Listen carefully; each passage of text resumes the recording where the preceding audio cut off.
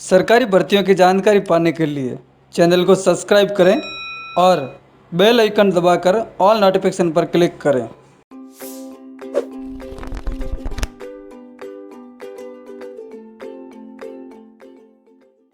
नमस्कार बच्चों, कक्षा में आपका स्वागत है।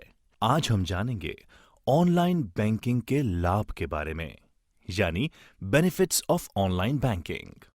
ऑनलाइन बैंकिंग ग्राहक और बैंक दोनों के लिए कई फायदे प्रदान करता है। कुछ लाभ इस प्रकार हैं। कहीं भी किसी भी समय बैंकिंग, यानी 24/7 बैंकिंग। ट्रांजैक्शन पर कम लागत या सामान्य लागत में कटौती। कम समय की लागत। बहुत सुरक्षित। पैसे तुरंत और सही जगह स्थानांतरित। घर से बैठे बैठे यूटिलिटी बिल भरना और कई अन्य सेवाओं का लाभ लेना। नमस्कार बच्चों, कक्षा में आपका स्वागत है। आज हम जानेंगे ऑनलाइन बैंकिंग के लाभ के बारे में, यानी benefits of online banking. Online banking ग्राहक और बैंक दोनों के लिए कई फायदे प्रदान करता है। कुछ लाभ इस प्रकार हैं। कहीं भी किसी भी समय बैंकिंग, यानी 24/7 बैंकिंग। ट्रांजैक्शन पर कम लागत या सामान्य लागत में कटौती। कम समय की लागत। बहुत सुरक्षित। पैसे तुरंत और सही जगह स्थानांतरित। घर से बैठे बैठे यूटिलिटी बिल भरना और कई अन्य सेवाओं का लाभ लेना। ऑनलाइन बैंकिंग के माध्यम से सेवाएं, सर्विसेज थ्रू ऑनलाइन बैंकिंग। आज बैंक की लगभग सभी सेवाएं जो कि पारंपरिक बैंकिंग के साथ उपलब्ध हैं, उन्हें ऑनलाइन बैंकिंग के माध्यम से भी एक्सेस किया जा सकता है। ऑनलाइन उपलब्ध कुछ महत्वपूर्ण विशेषताएं इस प्रकार हैं। आधार प्रमाणीकरण, यानी आधार ऑथेंटिकेशन के जरिए बैंक खाता खोलना। अपने खाते की शेष राशि यानी बैलेंस अमाउंट और स्टेटमेंट की जांच करना। अपने खाते से किसी और के खाते में धन ट्रांसफर या स्थानांतरित करना। फिक्स डिपॉजिट्स और अन्य निवेश करना तथा उनका प्रबंधन करना। यूटिलिटी बिल्स यानी टेलीफोन व mobile bill, credit card bill इत्यादि का भुगतान करना। डिमांड ड्राफ्ट, चेकबुक के लिए अनुरोध करना। चेक का भुगतान रोकना। अपना debit card, credit card block या अनब्लॉक करना। डेबिट कार्ड पिन पुनर्जनन यानी पिन रीजेनरेशन के लिए अनुरोध। खाता खोले जाने की प्रक्रिया, process of opening an account. एक बैंक खाता खोलने के लिए आपको सबसे पहले उस खाते के प्रकार को तय करना चाहिए जिसे आप खोलना चाहते हैं, जैसे बचत खाता यानी सेविंग्स अकाउंट, चालू खाता यानी करंट अकाउंट, आवर्ती खाता यानी रिकरिंग अकाउंट आदि। एक बार फैसला करने पर आप निकटतम बैंक शाखा से संपर्क कर सकते हैं। बैंक के अधिकारी प्रपत्र यानी परफॉर्मा फॉर्म को भरने में आपकी सहायता करते हैं और आपको शाखा में एक बैंक खाता खोलने के लिए विभिन्न आवश्यक दस्तावेजों के बारे में सूचित करते हैं। नमस्कार बच्चों, कक्षा में आपका स्वागत है। आज हम जानेंगे जन धन खाता के बारे में। प्रधानमंत्री जन धन योजना भारत सरकार द्वारा अगस्त 2014 में शुरू की गई एक राष्ट्रीय योजना है, जिसका उद्देश्य ये सुनिश्चित करना है कि भारत के आर्थिक रूप से कमजोर वर्गों तक वित्तीय सेवाएं जैसे बचत व जमा बैंक खाता यानी सेविंग्स व डिपॉजिट अकाउंट, प्रेषित धन यानी रेमिटेंस, क्रेडिट, बीमा, पेंशन इत्यादि किफायती तरीकों से पहुंचे। प्रधानमंत्री जन धन योजना के तहत खाते खोलने के लिए आवश्यक दस्तावेज या डॉक्यूमेंट्स इस प्रकार हैं। यदि आधार कार्ड संख्या उपलब्ध है तो अन्य दस्तावेजों की आवश्यकता नहीं है। यदि पता बदल दिया गया है तो वर्तमान पते का स्वयं प्रमाणीकरण यानी सेल्फ सर्टिफिकेशन पर्याप्त है। यदि आधार कार्ड उपलब्ध नहीं है तो इनमें से कोई भी आधिकारिक वैध दस्तावेज आवश्यक है। मतदाता पहचान पत्र यानी voter ID, driving licence, PAN card, passport और नरेगा कार्ड। यदि इन दस्तावेजों में आपका पता शामिल है, तो ये पहचान का सबूत और पता यानी आइडेंटिटी एंड एड्रेस प्रूफ दोनों के रूप में काम कर सकता है।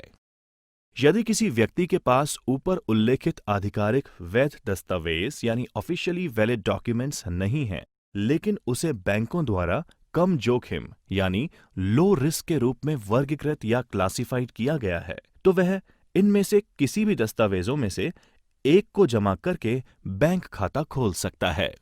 केंद्रीय व राज्य सरकार के विभागों, वैधानिक या नियामक प्राधिकरण मतलब स्टैट्यूटरी और रेगुलेटरी अथॉरिटी, सार्वजनिक क्षेत्र के उपक्रमों, पब्लिक सेक्टर अंडरटेकिंग्स, अनुसूचित वाणिज्यिक बैंक यानी शेड्यूल्ड कमर्शियल बैंक्स और सार्वजनिक वित्तीय संस्थानों यानी पब्लिक फाइनेंशियल इंस्टीट्यूशंस द्वारा आवेदक की तस्वीर के साथ जारी पहचान पत्र या आइडेंटिटी कार्ड, व्यक्ति की एक विधिवत रूप से सत्यापित फोटो के साथ एक गैजेट अधिकारी द्वारा जारी पत्र। नमस्कार बच्चों, कक्षा में आपका स्वागत है।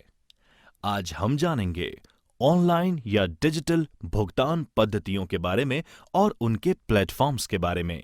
Online digital payment methods and platforms. एक डिजिटल भुगतान प्रणाली ऑनलाइन ट्रांजैक्शन के लिए इलेक्ट्रॉनिक भुगतान की स्वीकृति प्रदान करती है। डिजिटल भुगतान debit card, credit card, net banking, mobile wallet और अन्य कई भुगतान मोड के माध्यम से किया जा सकता है। भारत में कई डिजिटल भुगतान प्लेटफॉर्म और भुगतान गेटवे यानी पेमेंट गेटवेज उपलब्ध हैं, जो ऑनलाइन डिजिटल भुगतान सुविधा प्रदान करते हैं। इन डिजिटल भुगतान प्लेटफॉर्म्स या भुगतान गेटवेज को मर्चेंट्स द्वारा एकीकृत किया जाता है ताकि ग्राहक आसानी से भुगतान एवं वस्तु और सेवाओं की खरीद का भुगतान विधियों द्वारा लाभ उठा सकें। इस खंड में हम credit card, debit card, RuPay card और पॉइंट ऑफ सेल मशीन का वर्णन करेंगे। क्रेडिट कार्ड भुगतान, credit card payment. Credit card एक छोटा सा प्लास्टिक कार्ड है जो किसी बैंक या किसी वित्तीय संस्था द्वारा जारी किया जाता है, जिससे धारक सामानों या सेवाओं को क्रेडिट पर खरीद सकते हैं।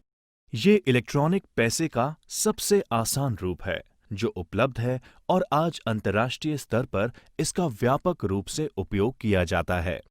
एक क्रेडिट कार्ड से ऑनलाइन भुगतान करने के स्टेप्स टू पे online with a credit card.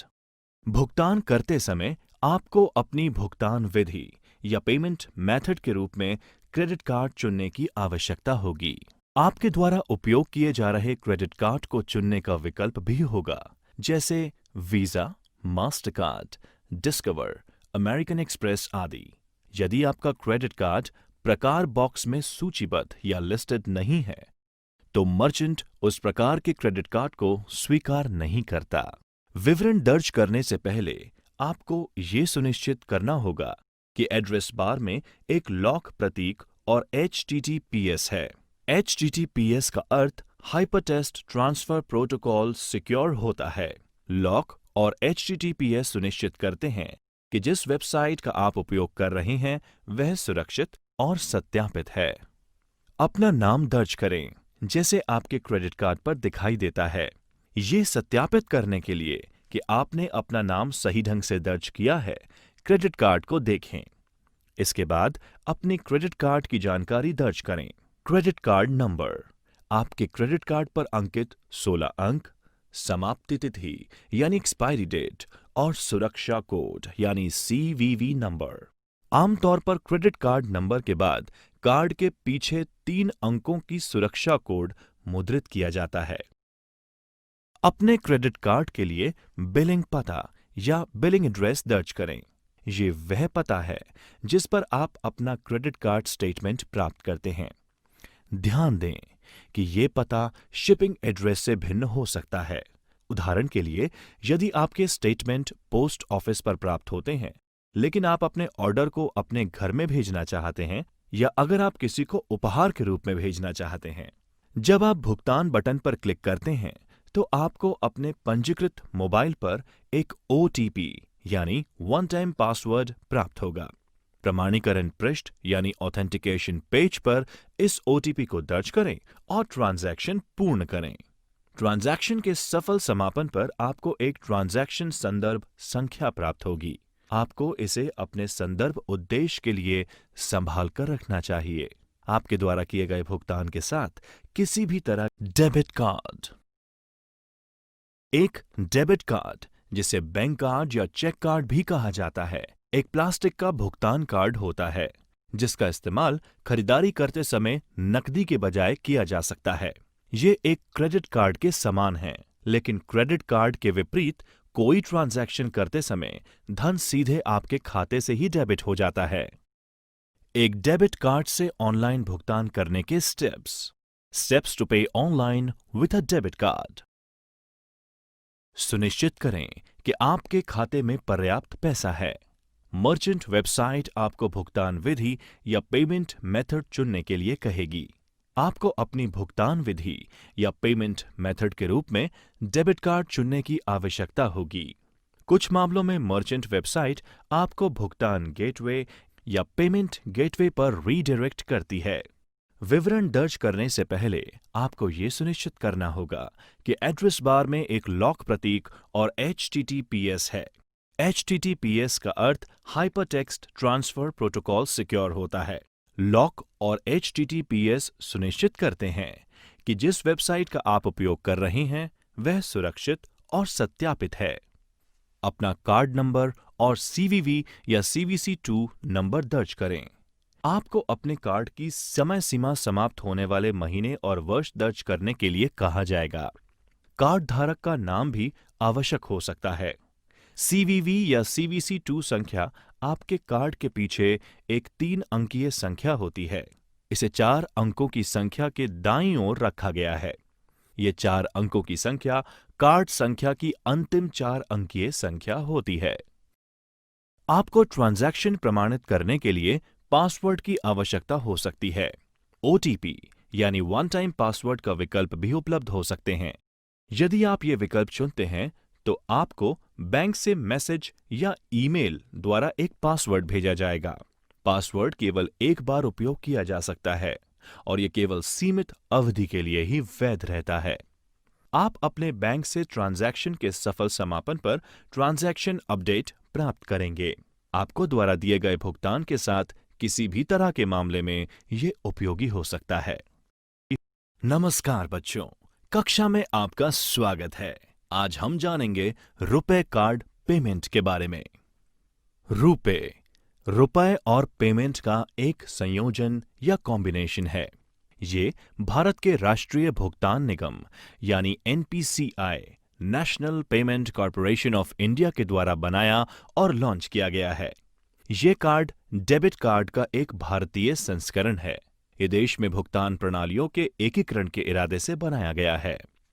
रुपए डेबिट कार्ड से ऑनलाइन भुगतान करने के स्टेप्स टू पे online with a RuPay debit card.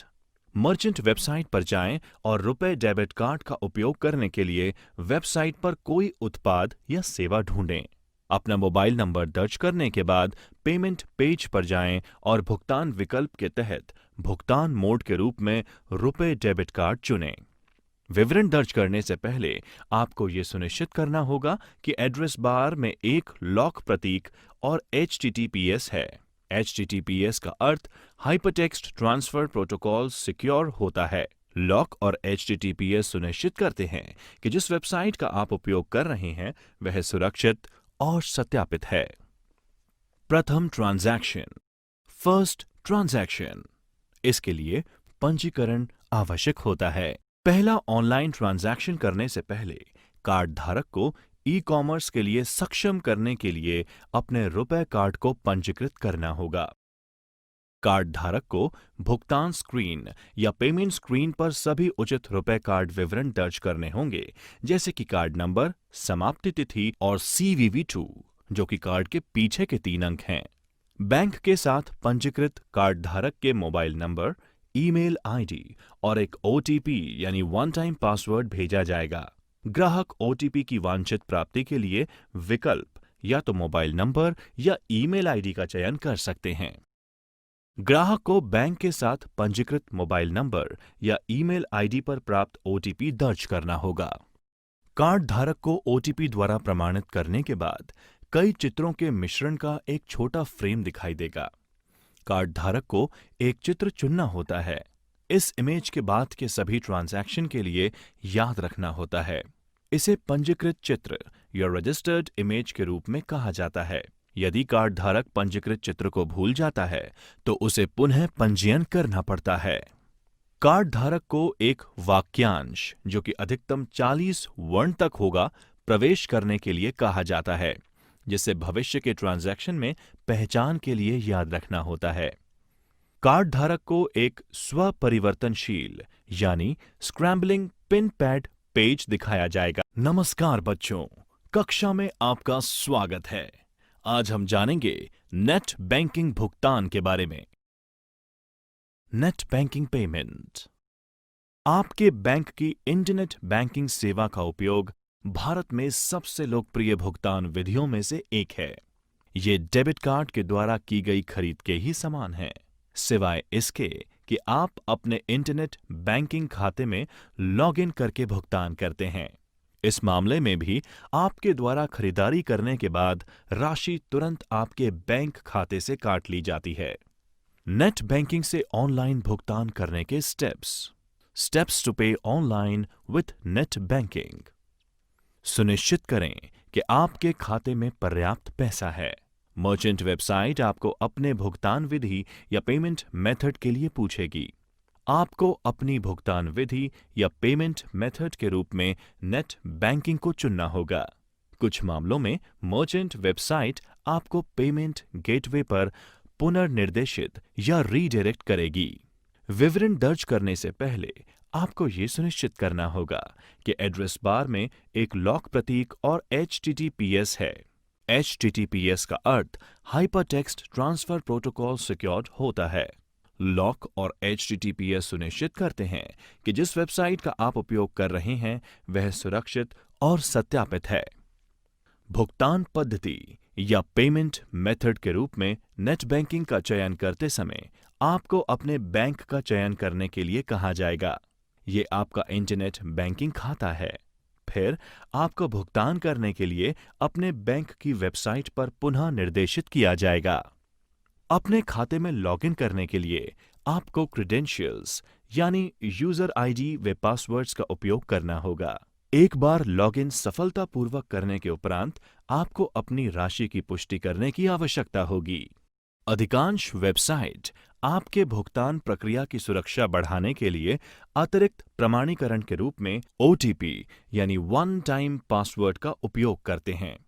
OTP आपके बैंक खाते से पंजीकृत मोबाइल नंबर पर भेजा जाएगा। कुछ बैंक अतिरिक्त सुरक्षा और सुरक्षा सुविधाओं जैसे डेबिट कार्ड, पिन ग्रिड विवरण आदि भी पूछ सकते हैं।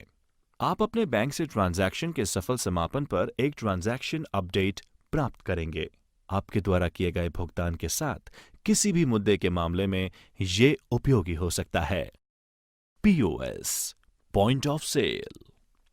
पॉइंट ऑफ सेल टर्मिनल यानी POS टर्मिनल एक इलेक्ट्रॉनिक उपकरण है जिसका इस्तेमाल खुदरा या रिटेल स्थानों पर कार्ड भुगतान प्रक्रिया में किया जाता है। एक POS टर्मिनल आमतौर पर सभी तरह के क्रेडिट और डेबिट कार्ड भुगतान की सुविधा देता है और ये इस प्रकार काम करता है। किसी ग्राहक के क्रेडिट या डेबिट कार्ड की जानकारी पढ़ता है। ये जांचता है कि ग्राहक के बैंक खाते में धन पर्याप्त है भी या नहीं। ग्राहक के खाते से विक्रेता के खाते में धनराशि स्थानांतरित करता है, ट्रांजैक्शन दर्ज करता है और रसीद यानी रिसिप्ट प्रिंट करता है। उपयोगी जानकारी। मेक पेमेंट पर क्लिक करने के बाद रिफ्रेश कभी भी ना करें, क्योंकि पेमेंट गेटवे की साइट पर सफलतापूर्वक भुगतान होने के बाद पेमेंट मर्चेंट की साइट को स्थानांतरित हो रहा होता है। त्वरित समीक्षा। रुपए कार्ड के संदर्भ में NPCI का पूर्ण रूप क्या है? एक क्रेडिट कार्ड क्या होता है? मोबाइल भुगतान, मोबाइल पेमेंट्स। मोबाइल भुगतान या मोबाइल पेमेंट आमतौर पर मोबाइल डिवाइस से या उसके द्वारा की जाने वाली भुगतान सेवाओं से संबंधित है। इन्हें mobile money, mobile wallet, digital wallet भी कहा जाता है और ये सेवाएं फाइनेंशियल रूल्स के तहत संचालित की जाती हैं।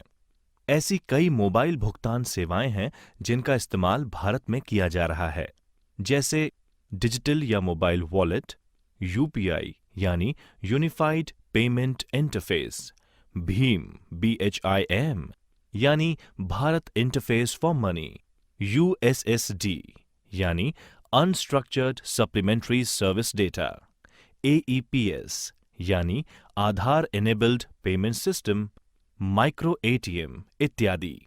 मोबाइल वॉलेट भौतिक वॉलेट यानी फिजिकल वॉलेट का डिजिटल समतुल्य यानी इक्विवेलेंट है, जिसमें हम पैसे रखते हैं।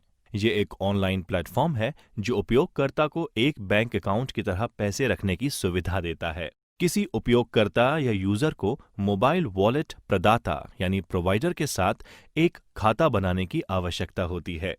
इस मोबाइल वॉलेट खाते में डेबिट, क्रेडिट, ऑनलाइन ट्रांजैक्शन या नकदी के माध्यम से पैसे जमा किया जाता है, जिसे उपयोगकर्ता बाद में खर्च कर सकता है।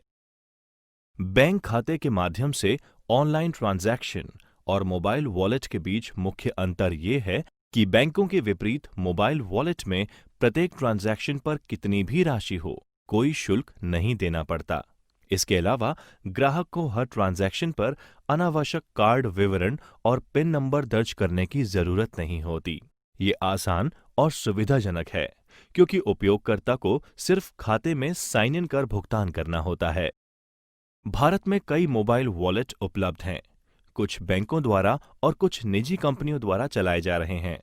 ये ज्यादातर समान सेवाएं और एक ही प्रकार की ऑपरेटिंग प्रक्रिया प्रदान करते हैं। मोबाइल वॉलेट के कुछ उदाहरण हैं Paytm, SBI buddy, Freecharge, MobiKwik, PhonePe, Oxygen, M-Rupee, PayU money, Airtel money, Jio money, Vodafone M-Pesa, Axis bank Lime, ICICI pockets, speed pay इत्यादि। हम इस अध्याय में इनमें से कुछ पर चर्चा करेंगे। पेटीएम।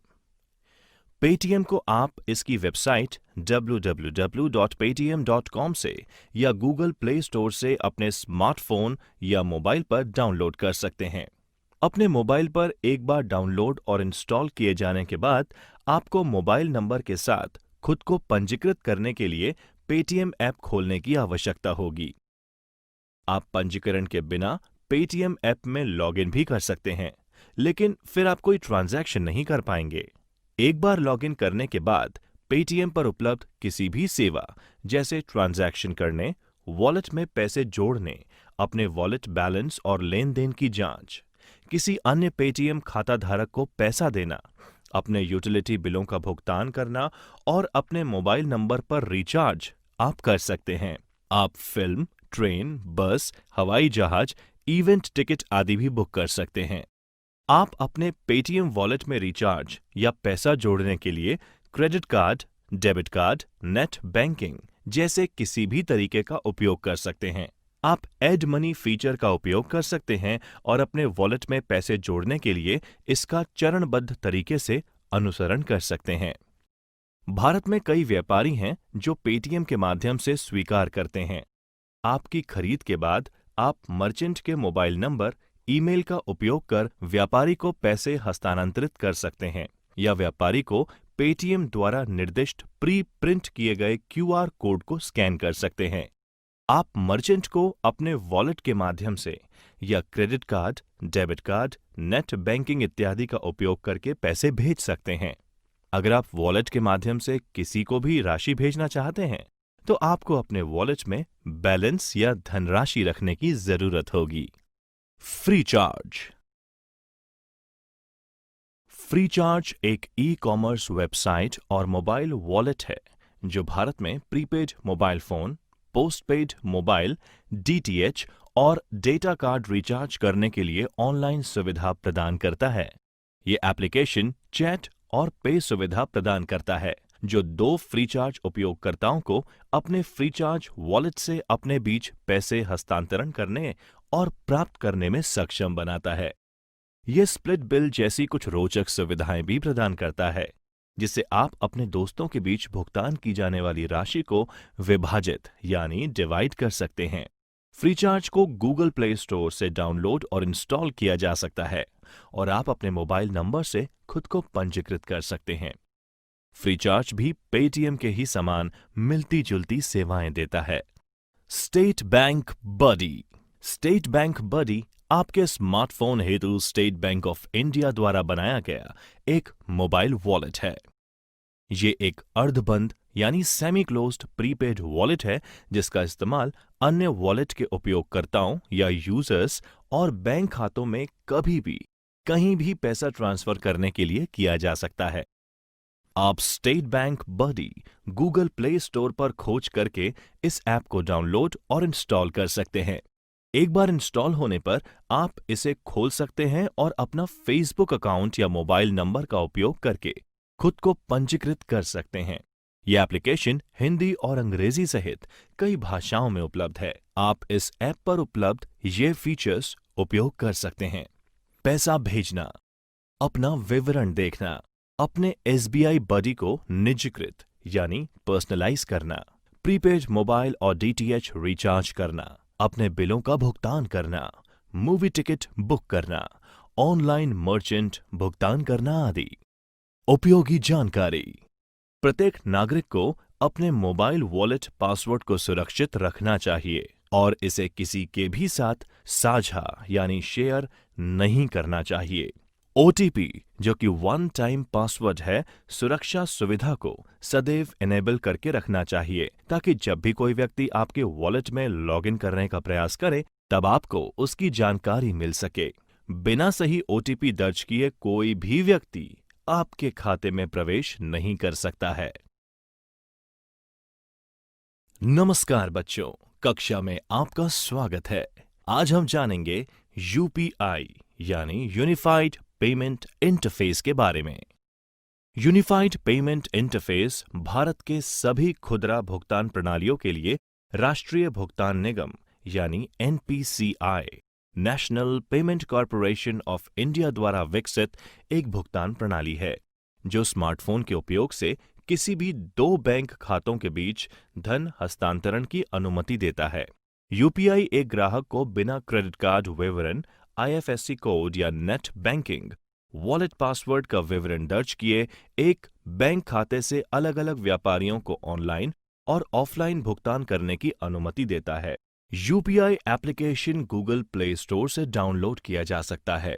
इस ऐप को इंस्टॉल करने के बाद आपको नाम, वर्चुअल आईडी यानी भुगतान का पता, पासवर्ड इत्यादि जैसे विवरण दर्ज करके अपना प्रोफाइल बनाने की आवश्यकता होती है।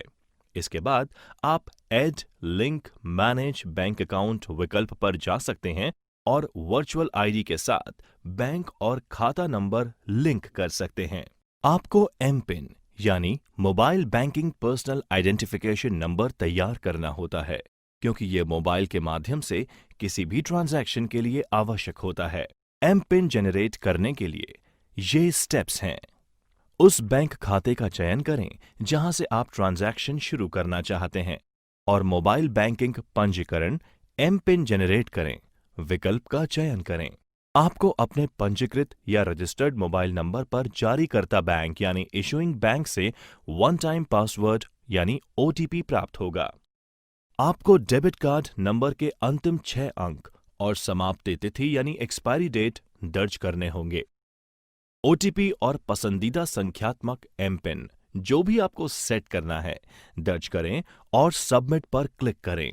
सबमिट करने के बाद ग्राहक एमपिन बदलने के लिए नोटिफिकेशन सक्सेसफुल या डिक्लाइंड प्राप्त करता है। पुराना एमपिन और पसंदीदा एमपिन जो सेट करना हो दर्ज करें और सबमिट पर क्लिक करें। सबमिट करने के बाद ग्राहक को नोटिफिकेशन सक्सेसफुल या डिक्लाइंड भी प्राप्त होता है। आप आत्मव्याख्यात्मक यानी सेल्फ एक्सप्लेनेटरी चरणों का पालन करके पुश यानी वर्चुअल पते का उपयोग कर धन भेजना और पुल यानी वर्चुअल पते का उपयोग करके पैसे मंगवाने का अनुरोध कर सकते हैं। प्राप्तकर्ता या अनुरोधकर्ता जो कि रिसीवर है को अपने बैंक खाते के क्रेडिट के लिए बैंक से नोटिफिकेशन और मैसेज यानी एसएमएस प्राप्त होता है। USSD ये सेवा बुनियादी सुविधा युक्त मोबाइल फोन यानी बेसिक फीचर फोन का उपयोग करके मोबाइल बैंकिंग ट्रांजैक्शन की अनुमति देता है। USSD सेवाओं का उपयोग करने के लिए आपके पास इंटरनेट कनेक्शन या स्मार्टफोन होना आवश्यक नहीं है। यह सेवा अपने मोबाइल पर एक संख्या *99# डायल करके इस्तेमाल की जा सकती है, जो सभी दूरसंचार सेवा प्रदाताओं यानी टेलीकॉम सर्विस प्रोवाइडर्स में एक समान होता है और मोबाइल स्क्रीन पर प्रदर्शित इंटरैक्टिव मेन्यू से ये सेवा काम करती है। यह हिंदी और अंग्रेजी सहित कई भाषाओं में उपलब्ध है। USSD में धन ट्रांसफर की एक सीमा होती है जो हर बैंक के लिए भिन्न होती है। ये सेल्फ सर्विस मोड पर चलता है और आपको ट्रांजैक्शन के लिए मोबाइल मनी पहचानकर्ता यानी MMID, मोबाइल मनी आइडेंटिफायर और एमपिन की आवश्यकता पड़ेगी। USSD पर उपलब्ध कुछ सेवाएं हैं: बैलेंस पूछताछ, balance inquiry, mini statement, fund transfer, MMID जानें, एमपिन बदलें, OTP उत्पन्न करें। उपयोगी जानकारी: MMID यानी मोबाइल मनी आइडेंटिफायर पंजीकरण के बाद बैंक द्वारा 7 अंकों की अनूठी यानी यूनिक संख्या जारी की जाती है। रेमिटर ग्राहक जो पैसा भेजना चाहते हैं और बेनिफिशियरी ग्राहक जो धन प्राप्त करना चाहते हैं, जो मोबाइल नंबर और MMID के माध्यम से इस इंटरबैंक फंड का हस्तांतरण करना चाहते हैं, इनके पास इस MMID का होना आवश्यक है। AEPS आधार एनेबल्ड पेमेंट सिस्टम, आधार सक्षम भुगतान प्रणाली। AEPS बैंक खाते से धन प्राप्त करने का एक तरीका है। धन प्राप्त करने की ये व्यवस्था ना तो आपके हस्ताक्षर और ना ही डेबिट कार्ड की मांग करती है। ये प्रमाणीकरण के लिए आधार डेटा का लाभ उठाती है। UPI और USSD की तरह ये भारत के राष्ट्रीय भुगतान निगम यानी NPCI की एक और पहल है। AEPS एक मशीन है जिसे माइक्रो ATM भी कहा जाता है। ये मशीन POS मशीनों के समान है जो क्रेडिट डेबिट कार्ड स्वीकार करते हैं।